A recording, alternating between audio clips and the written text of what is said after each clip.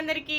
పిల్లలకి summer holidays వచ్చినాయి కదా, వాళ్ళు ఎప్పటికీ ఏదో ఒక స్నాక్ చేసి పెట్టు అని అడుగుతున్నారు. లేకపోతే షాప్లోకి వెళ్ళి చిప్స్ ప్యాకెట్లు కొనుకొచ్చుకొని తింటున్నారు.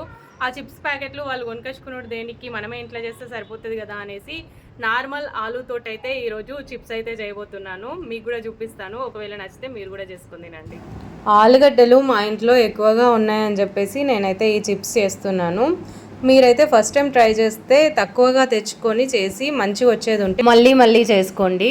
నేనైతే ఆలుని ఇలా పీల్ ఆఫ్ చేశాను. అయితే చిప్స్ ఆలుతోటైతే ఇంకా బాగా వస్తాయట. నాకు తెలియక నార్మల్ ఆలుతోటే చాలామంది చూపించారు వీడియోస్లో అని నార్మల్ ఆలుతోటే ట్రై చేశాను. కొత్త ఆలుగడ్డలతోటి కూడా బాగా వస్తాయట. చిప్స్ స్లైసర్ తోటి ఈ విధంగా రౌండ్గా కట్ చేసుకోవాలి. కట్ చేసుకున్న వెంటనే వాటర్ వేయాలి. ఫ్రెండ్స్, నేను కూడా మా మమ్మీకి హెల్ప్ చేస్తున్నా. వాటర్లో వేసాక 1-2 సార్లు మంచిగా కడుక్కోవాలి ఈ చిప్స్ అన్నింటినీ. తర్వాత ఒక గిన్నె తీసుకొని అందులో వాటర్ వేసి సాల్ట్ వేసి వేడి చేయాలి. అవి కాస్త వేడయ్యాక ఇందాక మనం కడుక్కొని ఉంచుకున్న చిప్స్ని తీసుకొని అందులో వేసేసేయాలి. ఇవి ఒక 70% వరకు ఉడకాలన్నమాట. నేను చూపిస్తున్నా కదా వీడియోలో, ఈ విధంగా ఉడికితే సరిపోతుంది. ఇలా ఉడికిన తర్వాత వాటర్ అన్నీ వంపేసుకొని ఒక జల్లి గిన్నెలో తీసుకోవాలి.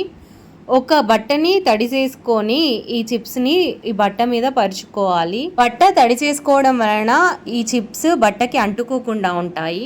ఇది ఎండాకాలం కదా, త్వరగా ఎండ వస్తుంది. అందుకని నేను నీడలో ఈ చిప్స్ అన్నిటిని పెట్టి ఆ బట్టని ఎండలోకి తీసుకెళ్ళాను. చూసారా, 1 డేలోనే మంచిగా ఆరిపోయాయి. ఇప్పుడైతే ఫ్రై చేసుకొని చూద్దాము. వీటికి ఆయిల్ బాగా వేడవ్వాలి. వేడైన వెంటనే చిప్స్ వేసి వెంటనే తీసేయాలి, లేదంటే మాడిపోతాయి. మాడిపోతే చేదొస్తాయి, అది గుర్తుంచుకోండి. ఇవైతే కొంచెం రెడ్డిష్ గానే ఉంటాయి.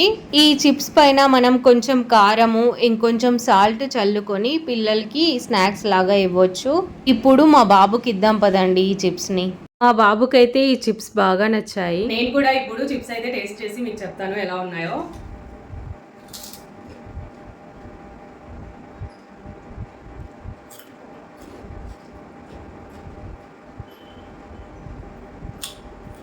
చాలా బాగున్నాయి. ఇవి స్నాక్స్ లాగా తినొచ్చు, లేదంటే సాంబార్ అలాంటి వాటిలోకి నంచుకొని కూడా తినొచ్చు అనమాట. చారు, సాంబారు అలాంటివి వేసినప్పుడు సైడ్ డిష్ లాగా కూడా పనికొస్తాయి.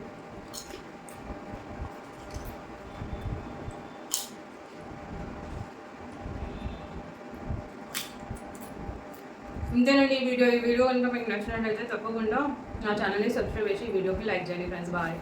లైక్ చేయండి, సబ్స్క్రైబ్ చేయండి, బెల్ ఐకాన్ ఆన్లో పెట్టుకోండి.